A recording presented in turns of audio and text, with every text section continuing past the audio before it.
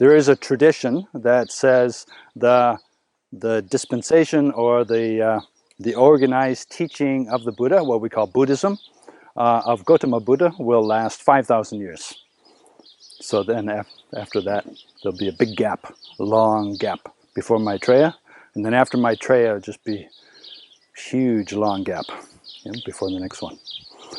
But the tradition goes that, say, the peak of Buddhist practice will be at the time of the Buddha. And then the momentum from that will carry on for quite some time. About 500 years after the Buddha passed away, begins to deteriorate and degenerate. Teachings become more confused, disparate. And then there, at about halfway mark, about 2,500 years, you would have a bit of a revival. Which, if that was the actual prediction, then it's kind of turned out that way. So about 2,500 years is when Buddhism started going international. Instead of just being located in a few small Asian countries, then it started to go all over the world. And we're still experiencing that. It's still expanding. But then the prediction was that gradually it would disappear. So first, the practice disappears. Right? Initially, you have both the Sangha and the lay people practicing and realizing the Dhamma. And of course, you have all the collections of the teachings and all of the monasteries, etc. The first thing to go is when the monks and the lay people stop practicing. Yeah. So then gradually people stop. They stop meditating. Maybe they stop keeping precepts. Right? Gradually, the practice side of it disappears. They still may consider themselves Buddhist. They still may feel like they have a lot of faith and dedication. Still have beautiful monasteries or temples, but people aren't practicing anymore. So that's the first thing to disappear. And then gradually, as the practice disappears, then of course, if people aren't practicing, then no one's realizing the fruits of the Dhamma. No one's realizing the stages of enlightenment. So that very quickly disappears. Then bit by bit, even the actual teachings, like the Tipitaka, is lost. In some places, many places that I know, the Tripitaka, or all of the Pali Canon, all of the original teachings of the Buddha, are just locked away in a beautiful cupboard, but not many people read them. Or occasionally, monks will be like scholars, and they'll read them, but they don't put them into practice. But a lot of average people don't read the suttas, right? And especially if the translation is very awkward, then no one wants to read it. It's too difficult to read, it's difficult to understand, doesn't seem to relate to our daily life. Yeah. So then, as time goes on, gradually the teachings themselves disappear. And then no one really knows what the Buddha taught anymore. It's all a bit confused. And, you can already see that happening to some degree. Go online and Google quotes of the Buddha. And you'll see all sorts of quotes that are attributed to the Buddha that I can guarantee you are not in the Pali Canon. Or Mahayana suttas. So it's like, kind of happens. People start getting confused about what the Buddha actually taught.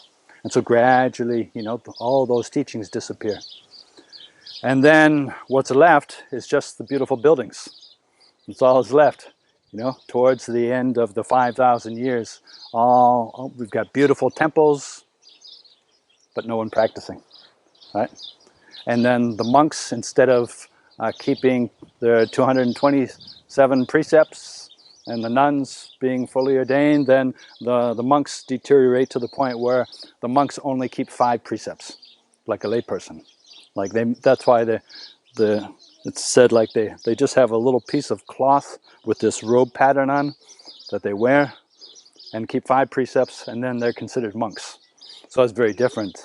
That's what we consider lay, a good lay person. Standard of a lay practitioner. Keep 5 precepts, etc. So that's how things gradually deteriorate until just get beautiful. The only thing that's left is beautiful buildings. And then eventually those disappear too. No one knows what the buildings are for. Just kind of ancient history. No one knows what the Buddha taught anymore. No one's practicing. And then once the sasana or the Buddhism disappears completely, then it's a long time before Maitreya Buddha comes. So, good to practice now. Right now, you have everything. You have everything you need. Sometimes it's so easy, people forget how good they have it. Right? You have a full monastery here. You don't even have to go to Sri Lanka or Thailand or Burma. You don't have to go anywhere. You can just right here in New Zealand, you have a place to practice. You have all of the teachings that are available to us now. The Pali Canon, of course, that's the core of our teachings. Pali Canon, historically, that is what we consider the most accurate and reliable teachings of the Buddha. So all of the suttas and the Vinaya, and then those are easily available these days. And even that's new. When I was first ordained as a monk, the translations of the Pali Canon were very outdated, difficult to understand, no fun to read, very awkward. Right? It's kind of old English translations that were just bad translations. Translated by people who really didn't understand about meditation. So they used strange language, strange terms, so it was very difficult to understand. It was almost easier to learn Pali and to just read the Pali. But now we have very good English translations. So you have everything you need. You've got a place to practice, you've got the teachings available, you've got encouragement from the Sangha. We still have beings alive today, teachers, masters who have realized the stages of enlightenment. Not many, but there are some. And so that's an extremely valuable resource. We're very fortunate. Once they die off and are not replaced, then the world's going to be a much poorer place. So we have everything. We have the buildings, we have the teachings, we have the practice, we have teaching, we have teachers, we have examples, we have everything we need. The only thing that's needed is motivation. Still have to be motivated. How many people consider themselves Buddhist, but you don't practice? Like, what does it mean to be Buddhist? So it still takes motivation, right? Right? So, what standard of how? There are many ways to practice, right? It's not just meditation, right? But you look at the Noble Eightfold Path. There are many different ways you can practice, but we have to try to practice some way. Yeah? So certainly meditation is very helpful, and anyone who wants to meditate, I would be happy to teach you how to meditate, encourage you, and give you time and space and support to meditate. So don't think that, oh, I can't meditate, my mind's not peaceful enough. Everybody can meditate, and if your mind's not peaceful, that's why you need to meditate. So everyone can meditate, right? So it's good to be motivated. Now, even if you think, I don't have that much time to meditate, okay. Can you do 5 minutes a day, right? Yeah, probably. Just delay your email replies for 5 minutes. You sit quietly, meditate. Everybody can do that. And there are many other ways that we practice throughout the day. It's not simply meditation, right? And it's not just making offerings to a shrine. I think sometimes that is, people think, oh, I'm practicing. How do you practice? Well, I put on a tape of the parittas and I offer incense to the shrine. It's like, and I offer food to the shrine. It's like, well, okay, that's not really, it's a good, it's a sign of devotion, but it's not really what we mean by practice.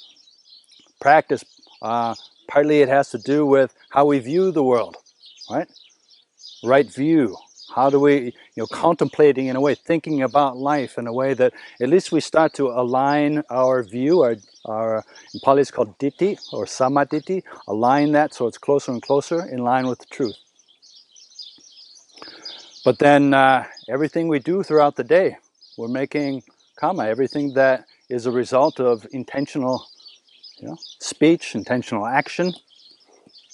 Right? So everything that we say, you don't even have to meditate to practice. If you're speaking, you think, okay, why am I speaking? Is it true? What's motivation? What's my mental state behind what I'm saying? What is the result? Am I mindful of the effects of what I say? So there's many, many different ways we can practice speech. So speech is a way that we can practice all day. Here in the monastery, we don't have to speak much. But outside the monastery, you probably have to speak more than we do. So then take that on as a practice. Every time you're about to say something, just check. Let it be a moment of recollection, recollecting your mindfulness, establishing your mindfulness, and say, okay, what am I about to say and why? As we get more experienced, then it happens very quickly. But in the beginning, it may seem a little awkward, but it's good practice. So what am I about to say and why? Right? Is it really necessary to say? Right? Sometimes we say things that are not really necessary. Is it going to be beneficial? Right? Sometimes we might say things, but have to really consider, is it going to be beneficial or not? Right? Of course, don't intentionally say anything that you know is untrue. Right? So you always have to check, is what I'm saying true? As far as I know, is what I'm saying true? So we never intentionally lie. Now that's extremely important, not just for our own karma, but in relationships with other people. If our family or friends or colleagues, even a couple of times, catch us lying or suspect we're not telling the truth, then the trust level drops. And then if you don't have trust between colleagues, friends, or family, then the relationship suffers, friendship suffers. It's very difficult to have true friendship with another person if you don't trust them. So trust is extremely important. And trust is built up from a history of being reliably honest. So practicing speech is something we can do all day, and it is practice. This is also part of bhavana, mental cultivation. The essence of right effort is watching our mind, assessing, is my right now, right here and right now, moment after moment, is this a wholesome state of mind or an unwholesome state of mind? And then you check. Okay, well, what is the definition of wholesome and what is the definition of unwholesome? So that's important to know. What are defilements? What does the Buddha mean by kilesa? How is that defined? And then we check. If we don't have much mindfulness, often we don't even know. You will be experiencing an emotion or a thought or a mood. And so what are you feeling right now? What's your mental state? I don't know, I can't tell. So that's why we need to practice mindfulness. That's why we need to systematically develop mindfulness as much as possible, make it as strong as possible. So we can do that systematically when we're meditating, but then outside of meditation, everything we do. Whenever you're walking, pay attention to your steps, where you're walking, the movement of your body. When you're sitting, just also remember that you're sitting. Be aware that you're sitting. When you're listening, especially if you're listening to Dhamma teachings, and try to be mindful and really hear and not daydream. When you reach for ordinary things like a cup of tea, right? So instead of doing it blindly, instead of just kind of reaching out and talking and chattering and looking around, and you can see when people aren't very mindful, you can see it in their body and how their body works. So if you decide to do something, even something very simple, say, okay, you're lifting and you feel the weight of the cup and how it feels on the fingers, and then mental state, right? Are we thirsty? So gratification. Any reaction? Not really. It's fine. Equanimity.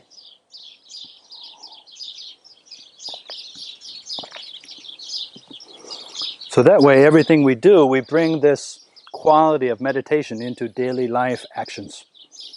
And then gradually our mindfulness or our awareness becomes stronger, stronger, and stronger with everything we do. And then it's not just awareness of external things, but we're much more aware of our mind, our heart, and our moods and emotions. Whenever a thought comes up, we know it. So we're not just blindly following thoughts or just worrying all day without really knowing why we're worrying or feeling anxious. Some people just have an underlying level of anxiety, but they're not really, it just becomes so normal that they don't really investigate it. Well, why is it there? Can we do better than that? Right? There must be a cause and a reason. If so, then if we understand it, see it clearly, then we have the opportunity to let it cease. And then we experience more peace.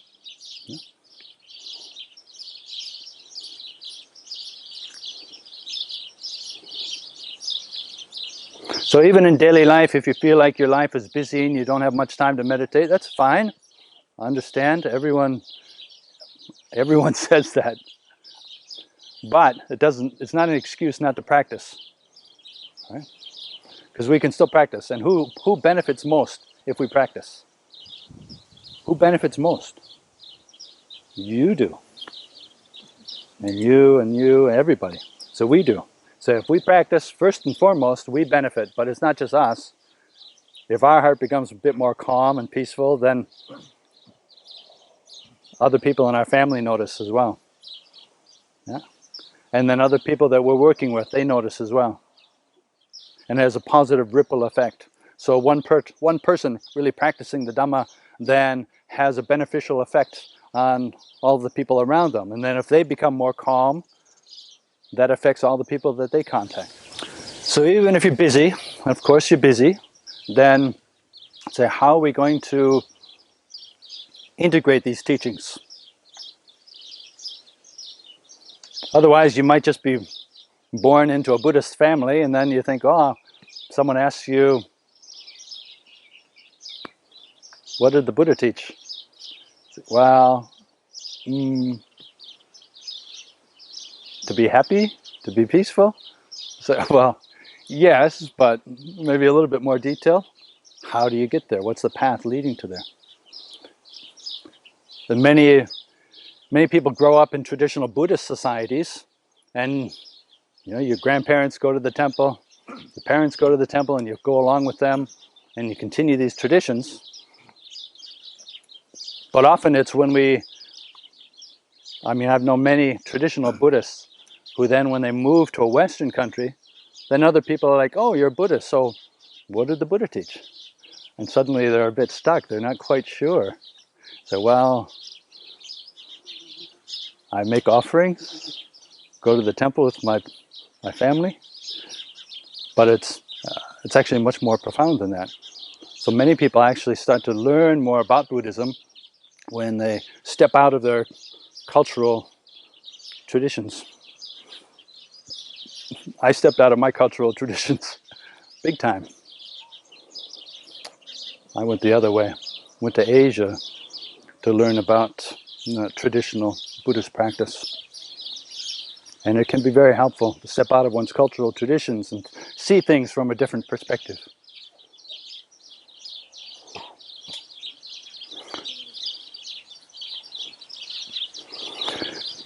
So none of us want to be the cause for Buddhism to disappear or the Dhamma to deteriorate, right?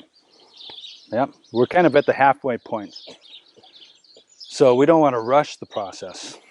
Yeah, we don't rush the process of Buddhism deteriorating and disappearing. So then it's a responsibility of every generation to try to do something to carry Buddhism on. Because it's not just, it's not like a club that we join. So you want to be a Buddhist? Okay, sign here. $30 membership fee. Now you're a Buddhist. Here's your certificate. It's something that we have to bring into our own lives. We have to actually bring into our heart and manifest in everything we do and say and how we live. And we can't do that just because our parents were Buddhist. Maybe our parents were really, really good practitioners. But then it's not like we inherit that. We inherit a good example. But still, the responsibility is with us then to carry it on and find out for ourselves the meaning of the Dhamma.